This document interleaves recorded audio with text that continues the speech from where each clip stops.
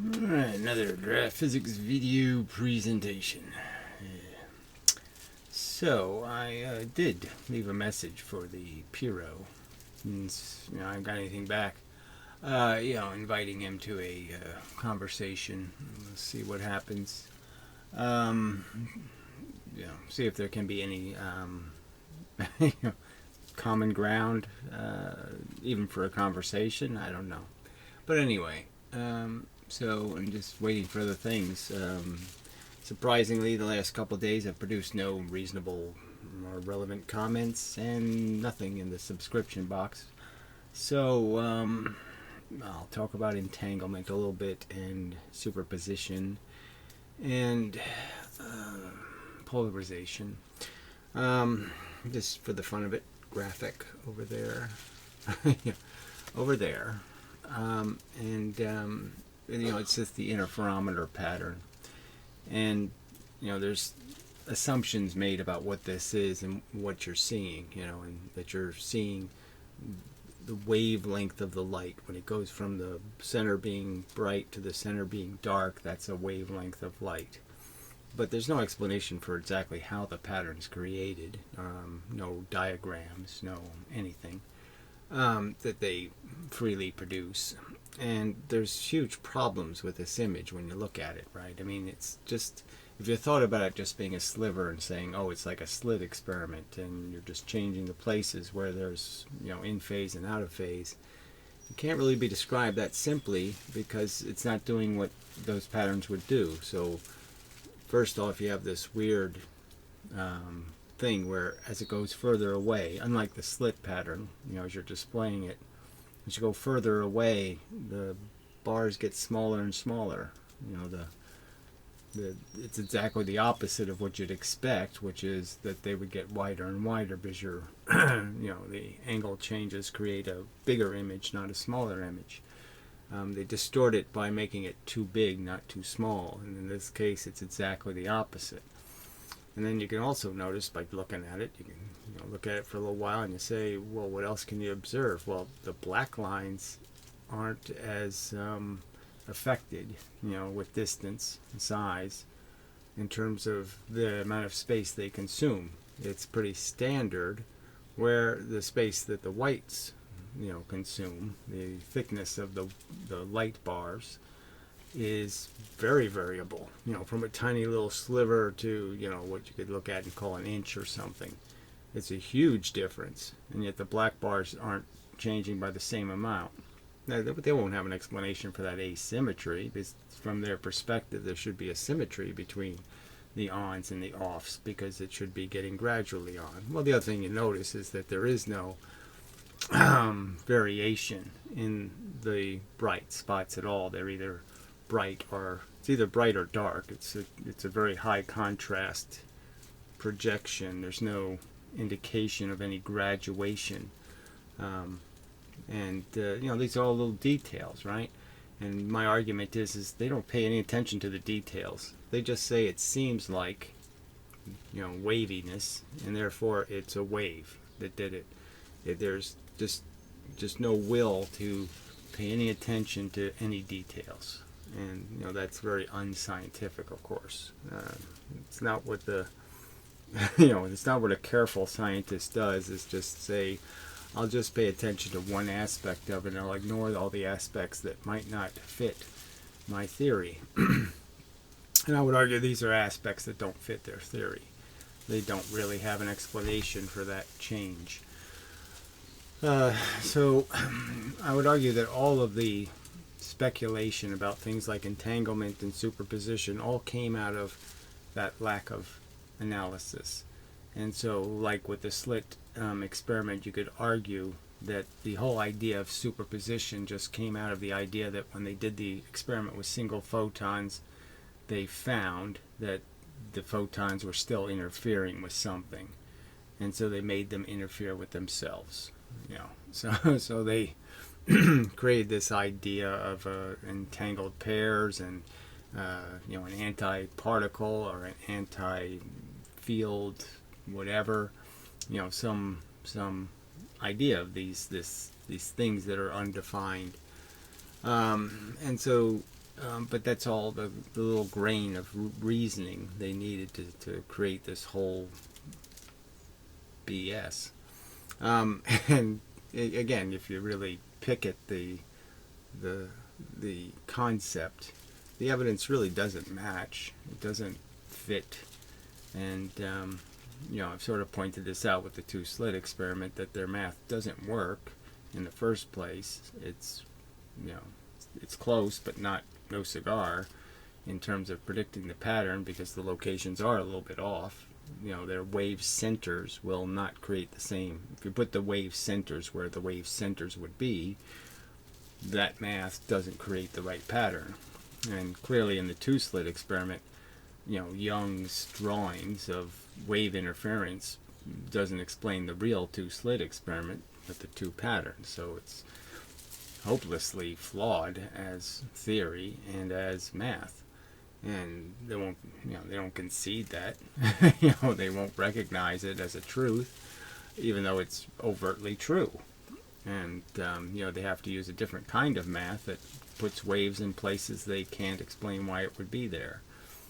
And it ends up being the two slit ends up being about 4 sources, and the single slit ends up being about 2 sources, and the sources end up being the surfaces. And that's the one that works.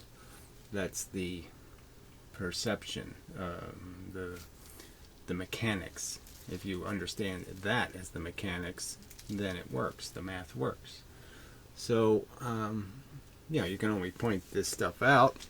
I can't force you to be reasonable and fair. So, choose to deny the truth, but, just choose to deny it. Pretend that those dark lines are changing size just as much as the bright lines are. Just pretend that the bright spots are getting gradually brighter and gradually darker. Pretend all you want, but it's not the truth. Alright, so I guess the experiment I'll play with as let's just talk about the entanglement thing, because that's one's kind of funny. This superposition that breaks down, and you end up with real things in real places. The Schrodinger cat kind of crap. Now, the Hassenfesser woman, Sabine, just did a video. I don't know why she put coronavirus in the title of the video. It kind of looks like clickbait, because she wasn't really talking about the virus at all. She was talking about the fact that you don't measure things. She's conceding that there's no such thing as the environment is measuring things all the time. There's no electron that flies through space and isn't in the cosmic background radiation, or isn't in a room full of all kinds of radiation hitting it. So it has no time where it can just say, I am superimposed, I'm entangled, I'm all of this crap, because it's going to get interacted with all the time. Every billionth of a second or trillionth of a second, it's going to have an interaction, and the interaction is a measurement, because the thing it interacted with could tell us where it is, technically, right? We don't actually have to see it. We can just hear about where it was, and then we know that it has to have a real position.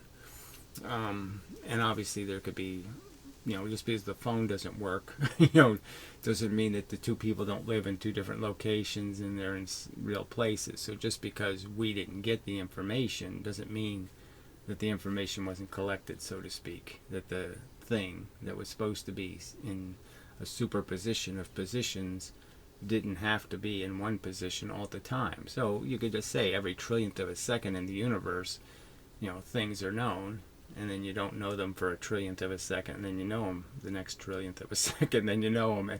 So what's the difference?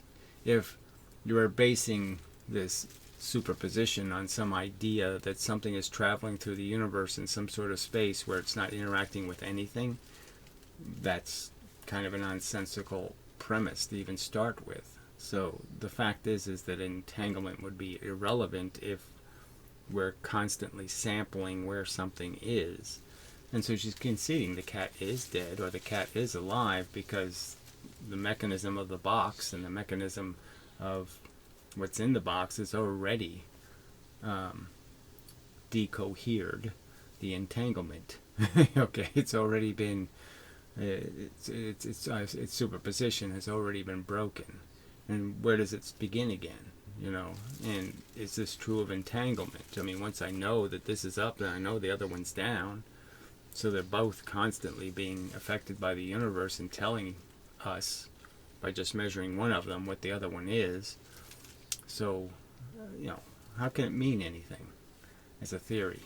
It's mush. So anyway, as an explanation for anything, an explanation for there being some place for randomness to cause effects. It doesn't create any such place, any room for it, except in between those trillionths of a second, and that doesn't make any sense. So, yeah. So I'm just saying that this is what the physics is built out of. Is just a tiny glimmer. You know, these are cigar photos, and it seems like science just wants to believe in UFOs, so it just tells us why it's a UFO and why, no, it's not even unidentified. We've identified it. It's aliens. And, you know, they have windows and they're looking out, and blah, blah, blah. I always thought that part was a little bit funny, you know, that people would see windows in the spaceship.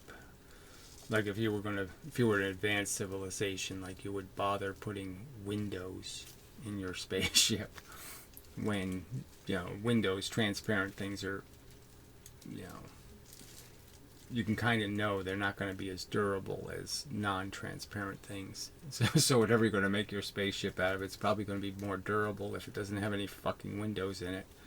And obviously you're just going to use video cameras, no big deal, you know.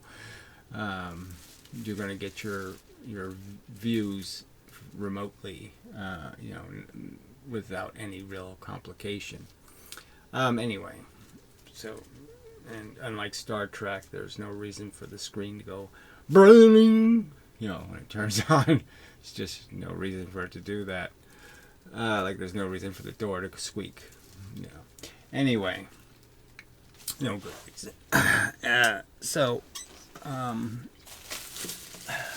I thought I would talk about more of these experiments where they say they've done this, I forgot the inequity guy thing. Yeah, it's this very short name. You think I could remember it? But age and such. Yeah, I could probably use a better camera angle. Probably. That'll have to do. Alright, so this whole polarization thing is used to create this idea, okay, that there are quantum properties and that these, you know, that there's some law that's being violated that makes it impossible that some variable, hidden variable, unknown variable, is causing an effect.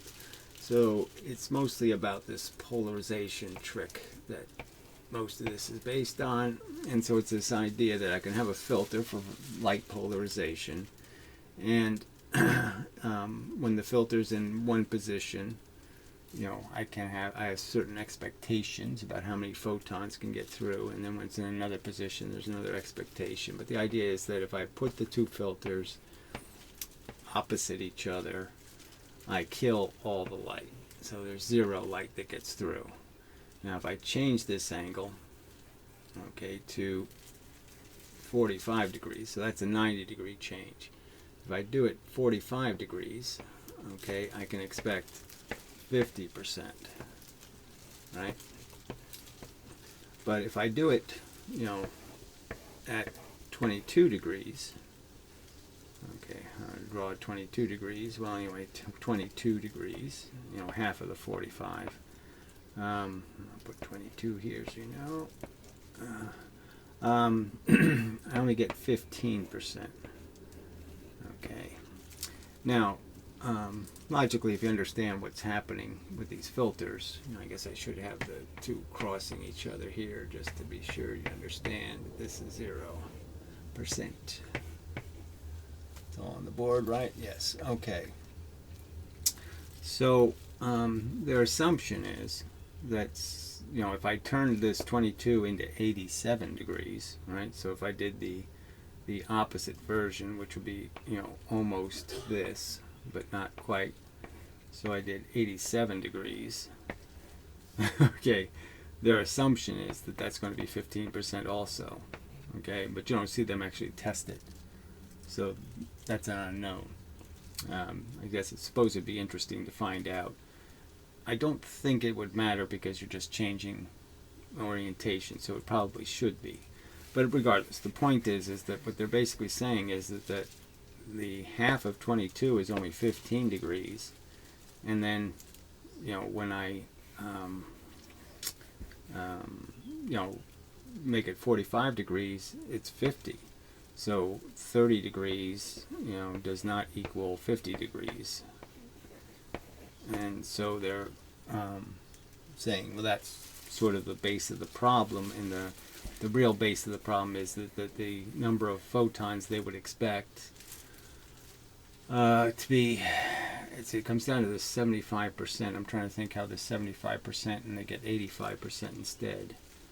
And so the 85% must come out of this 15%. So that's what they're really arguing. So it comes out 85 instead of 75, because 30 doesn't equal 50. Two 22s don't equal 145. And so this is the mechanism they're using to say, there's something wrong with this picture. It doesn't add up to them. Well, obviously what they're not considering is that there could be a graduation in how much it's affected. So that's if you went to 10 degrees wouldn't be, or 11, to be halfy about it, wouldn't be half of 15. It wouldn't be 7. The number would be something like 4. Okay, so the idea would be is that the more you turn it, the more, okay, you affect it. And so that's why it's 50. That's why there's this disconnect between well, no, not 4. I mean, it would be 12. There would be more that gets through because it's close to being almost the same direction as this, right? 12 degrees is so close that it lets even more than half of 15. And so the idea is that the more you turn the filter, okay, it goes from being, it's gradual. And so instead of them thinking that it's some sort of straight line, okay, proportional to this 50 degrees, it gradually destroys more and more photons. So at 10 degrees, it destroys very few. At 20 degrees, it destroys a higher number of percentage, 30 going up to when you get to 45 degrees. So you're wiping out more and more and more as you turn. And so that's why it looks like this number's too low. 22, I'm just trying to think of the number that get it through. So we're talking about the number that get through, not the number, talking about the number that don't get through is this 15%. So I have to keep that in mind. Sorry for any confusion. The idea, though, is just simple, that the hidden variable is the fact that, they'll admit this, that the Bell's theorem is only an argument against this if you make assumptions about whether the photons are changed by the filter. And if you assume that they're not, well, then you can apply Bell's theorem. But if you recognize that, well, maybe the photons are being changed by each filter, they're being affected, then this thing just becomes the slit experiment in a way. You could sort of understand that all you're doing by putting more filters in, you're creating more sources. And by creating more sources, you're creating more change, you're creating more possibilities. So like in the double slit experiment where I pointed out that the 4 sources increase your capacity, like they're not proportional increases, it's magnified, because this can combine with this, and this can combine with this, and this can combine with this. So, and then it can combine with what these two have created, and then it can combine with what these two have created. So the point is that you're adding parts, and as you add the parts, it's not just like you just double it. You double it plus some. So the more parts you add, the more locations that are potentially adding a photon increases the amount of potential successes, not exponentially, but the increase is more than just twice as much. So by adding more sources, you increase the potential to make a photon.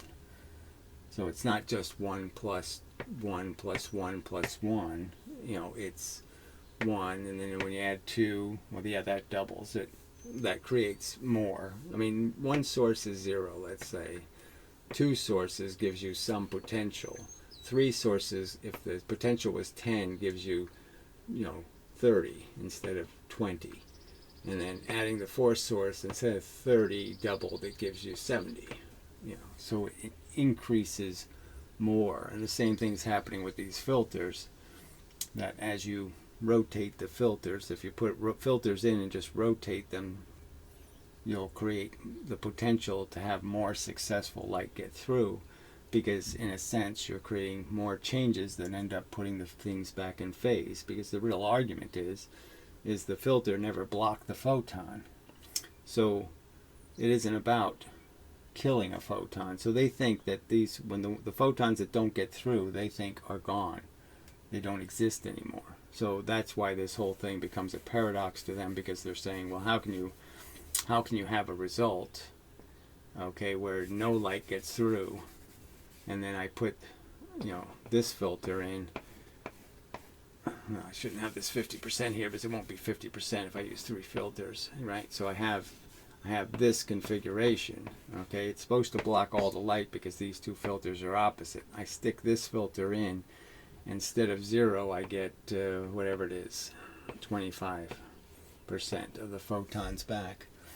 How is it possible that adding a filter gives me more? That should already be an indication to them that, oh, the photons are still here. The ones that went through the first slit are still there. And all you're really doing is taking the ones that were blocked by this, okay, 50%, close to, you have to say close to, because the 45 degree angle is also 50%, which is weird. I mean, but anyway, it doesn't matter. I mean, it's you're getting, theoretically you'd say, well, it doesn't, again, it just doesn't add up, right? If this is blocking 50%, then how come when I put a 45 degree angle here and I don't have this one here, I'm also getting 50%, right? So I mean, that's the part of the paradox that should tell them something different than what they think is happening. So that, because there's no way to do the experiment where you see what's in here when you have this filter here. You know what I'm saying? So there's no way to see that 50%, which is weird. Yeah, I'm still having a problem with that one. Anyway, it doesn't matter. It doesn't matter for the point I'm attempting to make, which is their rules of the Bell inequality, violating this notion, is the idea of variables and hidden variables, and saying it can't be a hidden variable because they did a certain experiment to eliminate the possibility of a hidden variable in this number. The 30 plus 30 not equal 50. The 15 plus 15 not equaling... Yes, the 15 plus 15 not equaling 50, which they are assuming. Well, yeah, so the idea is if the photons are going through and they're actually still get through the filter, and all the filter is doing is, 2xing, like I said, is perfectly logical to understand that all the filter is places where there's a 1x phase shift, and then places where there's a 2x phase shift, or 1.5, let's say. All right, and so therefore half the photons will be there. Half the little bits that go through will be phase shifted, by that extra half of a wavelength.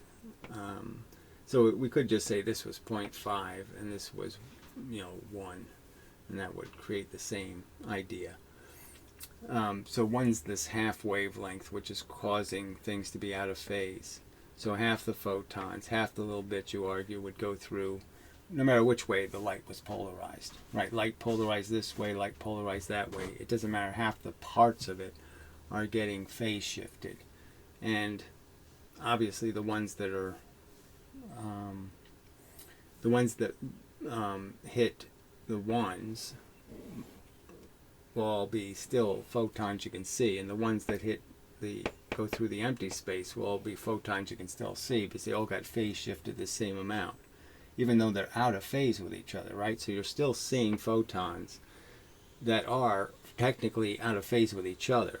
Okay, so you're seeing this one's still intact. They're all this place. This row is still intact, but it's all in this place. So you've fundamentally changed all the photons, in the sense you've created a bunch that you can see that have been shifted to this position. Some are still, and some have been shifted to this position. Let's say they all started in this position, okay, in space. So they started in this position in space, and some have been shifted this bit, and some have been shifted this bit, but they're still photons that you can see, so they're all intact. Now, other ones have had part of them, okay, shifted a half and part, so some have been put out of phase, okay, by having two pieces in the same photon, in the same stream, that have been put out of phase. And now that photon is, you can't see it. So those are the 50% that are getting destroyed, in the sense that they're invisible now, okay, but they're still, the pieces are still there. So the idea is, if you put them through another filter, well, maybe you can take this bit and put it back where it's supposed to be, here, and fix that photon. Or you move all these bits to the position that makes that position here work. So you either adjust these, or you adjust this one, and you've got a photon again. So the idea is, each filter is doing this to all the photons. It's phase shifting all of them, and some of them it's phase shifting in a compatible way, a way that can remake the photon in some ways, and some of them are getting shifted in the sense they're being broken. And then when you put them through another filter, you're breaking some, some you're making broken, and some that were broken you're fixing. And the idea is that you fix more than you break with each filter, and so then you start to get more light through the filters. So that's the hidden variable. The hidden variable is, in fact, okay, Bell's inequality is completely not relevant, because the fact is, we know that the photons are being changed by each filter. So the filters are changing the photons, therefore there's no violation of the Bell rule, because the Bell rule only applies if there is no hidden variable, if there is no other change besides the probability results. So all of their experiments are just confirming their misunderstanding. So what they've taken what this experiment tells them, and then they say, well, we'll send entangled photons. So their assumption is that the only variable could be in the photon itself, and so we'll send entangled ones, and then we know what they are. And they don't really mean entangled, they just mean one's polarized this way and one's polarized that way. And they send them to another location, and then they test their polarization and see if the polarization matches, and they end up with the same 85% number instead of the 75% that they're expecting. But obviously they're making the same mistake in their assumption, so it doesn't really matter, because they're not paying attention to the fact that when they're testing it with a device that's changing the photon, that's changing it. Okay, so they're both getting changed, and that's why, of course, they get the same number, because they're doing exactly the same process to two different photons. But I mean, it doesn't matter that they're entangled. They think the hidden variable is here, when the hidden variable is here. It's in the filter. So they haven't eliminated the hidden variable. Their test instrument is the hidden variable. Their test instrument is the thing that's changing the photons. So So, it's kind of a complex thing to explain, but so there's a very simple problem. The problem is that they think it should be linear, okay, when it's not. Okay, the line does this instead. So in all these other places, they apply their contractions, their transformations, to to turn straight lines into crooked lines. But in this case, they don't. So in the case where they needed to put their crooked line and realized that the effect increases proportionally, so it doesn't jump. It doesn't go 2, 4, 6, 8. It goes 2, whatever, 10, 7, 27, blah blah blah. So it's not this line, and that's just their assumption. We're gonna force it to be this, and so just like that pattern, they assume something about what it's supposed to be, and then they just don't pay attention that, well, no, the actual experiment doesn't do that, because it's working on this line. It's not working on this line. Let's see how else to say that. But anyway, so it's a tiny bit of, it's a tiny little weirdness, and it's perfectly explainable by understanding, yes, okay, the 30 isn't supposed to equal 50. Okay, it's not the same. Changing it 15% isn't the same as changing it to 75%, and there's no correlation between the two angles, because the more you change the angle, the more you increase the amount of the effect. And so that's why the number isn't 75, it's 85 instead. So I don't know how else to explain.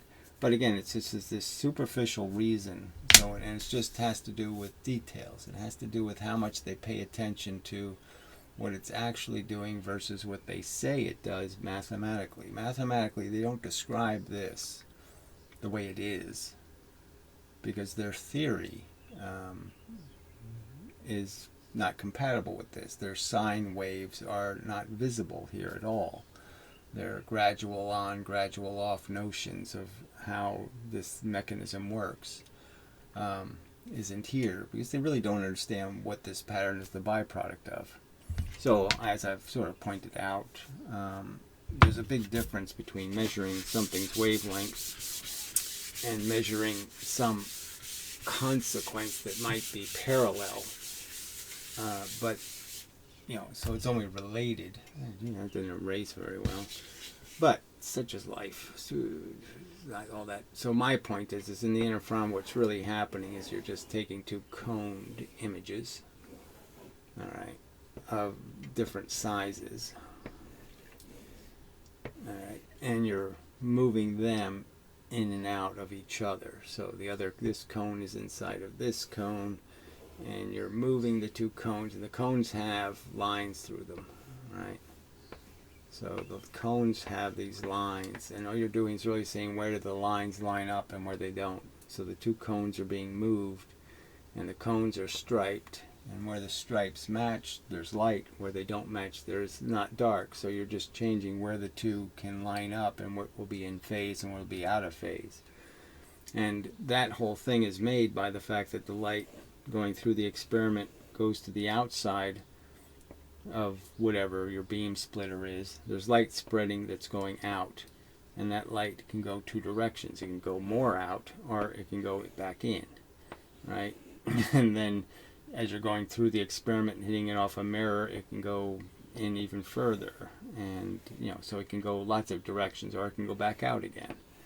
So depending on what it's hitting and what it's hitting, the path is not a straight line path.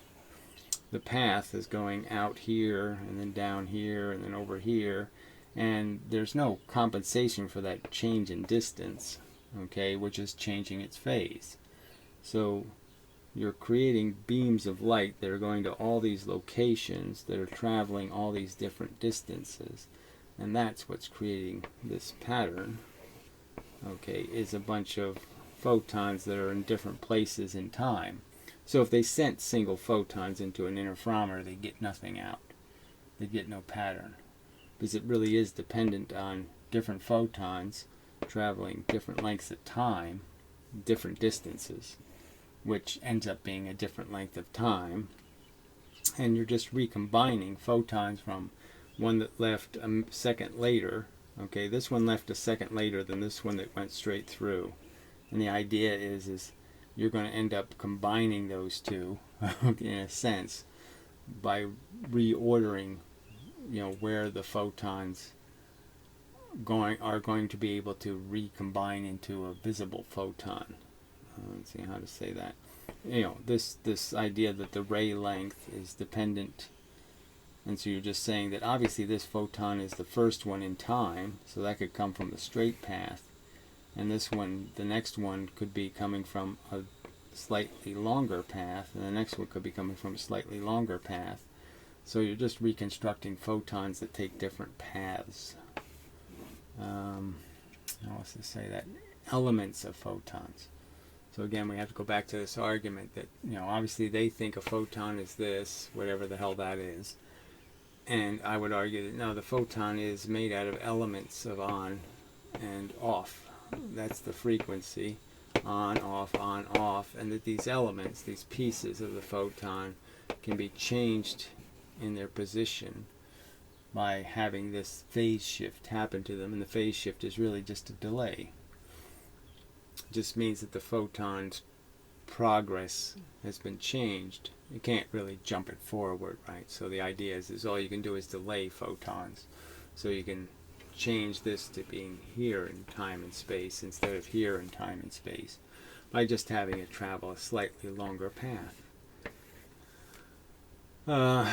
And that's essentially all that happens in these films that are used, and the mirrors and the whole idea. Again, the beam splitter is made out of glass. The glass is going to reflect off the bottom. The glass is going to reflect off the top. Obviously, these are different path lengths. Those different path lengths mean that this thing is going to be in a different spot than it would have been if it hit the same surface that this photon hit. And then hitting the mirror itself is another location. And so that's what's creating the pattern. And the other side of that is the ones going in between the mirror, the ones spreading, and those photons spread, and at the same time they also converge from the outside. So the ones that go through the middle might spread out. The ones that hit out on the outside might spread in. And so you have two sources, different sources in time to rearrange the photon and put it back in phase or out of phase. Alright, so that's enough probably. There's a lot of details. You can go through all the details, but the point is, I'm just trying to emphasize the point that they way over exaggerate the wave character, or what they see, what they want to see, and they way under appreciate all of the complexity of what's going on. The fact that those black lines aren't doing the same thing that the bright lines are doing.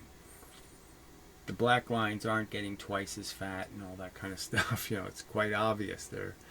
Their spacing is much more regular, in terms of the thickness of the black lines. Doesn't change with anything close to the same variance as the white line. They don't have any explanation for that. That shouldn't happen from their theory. Yeah, it's right there in front of them. And they don't think that's an important fact. That maybe they should figure out why that's happening and why that exists if their theory's supposed to be right. But anyway. So, probably enough. I didn't do the kind of job I was expecting, but like I said, it's a complex experiments. It's all about percentages and all this kind of crap. But the real point is that they're wrong to have an expectation about what a polarizing filter is, that it's destroying photons, that it's stopping them.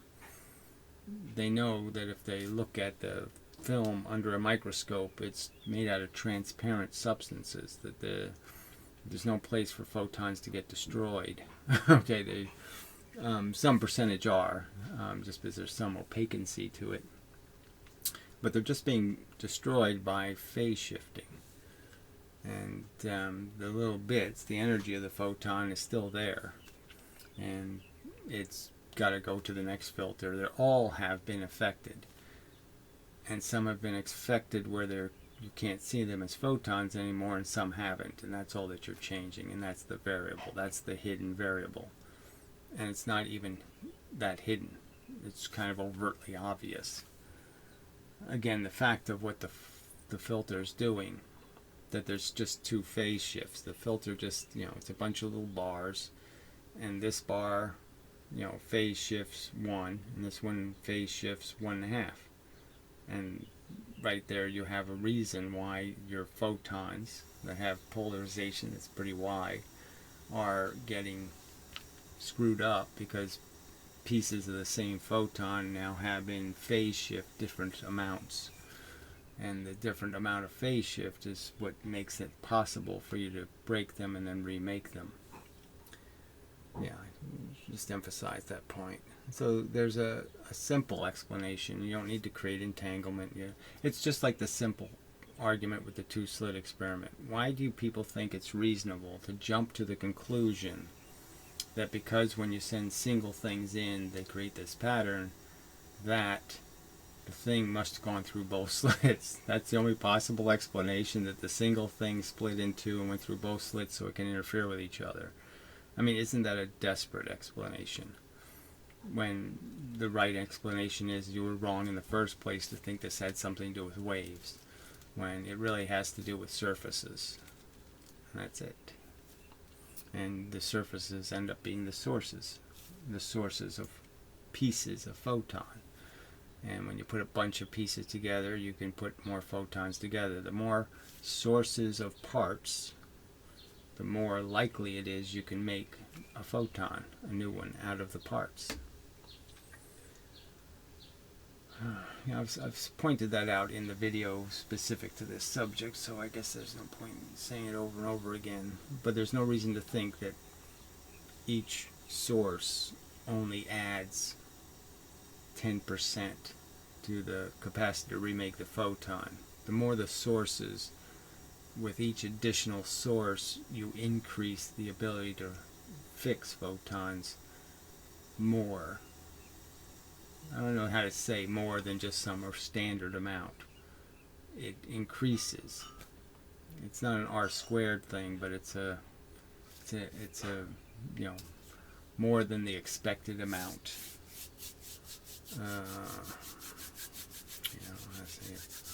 Anyway, it doesn't really matter. We'll just call it a video and see what happens and blah blah blah. Like I said, these are really complex subjects, and all I'm trying to say is there's nothing complex about about the tiny little bit of evidence they had, the little seems like, that made them jump to the conclusion. Okay, so the real point is when you're seeing these changes, it's not a full wavelength change, because the spread is proportional to the wavelength, but it isn't a wavelength anymore because it's much longer distance. So the wavelength has been stretched by the distance change. So it's, it could be 5 wavelengths, could be 3, could be something else, but it's not a wavelength. So the instrument's not as accurate as they think it is. And again, they don't have any experiments proving LIGO sensitivity. Or even a regular interferometer's ability to measure much smaller than a wavelength. So anyway, so till the next time and such. See, they think every time it goes through the whole cycle from dark to light, that's a whole wavelength, so they can cut it into little tiny pieces. By just slowing this image down, they can say, oh, there's just one little tiny bit of black, one little bit of light. Just measure how much dark there is or how much light there is, and that they can do this incremental thing. But they're still denying the fact that this is not in any way a wave pattern, in the sense there's no gradual on and gradual off. There's no tone to the intensity, the brightness. It's clearly bright or dark. There's clearly no little bit bright, little bit dark. None of that exists here. There's either dark or bright. Nothing in between. Alright. So, we'll leave it short and a little sloppy. But that's the way it goes. Some days are just like that. And this happens to be one of those days. So, till the next time.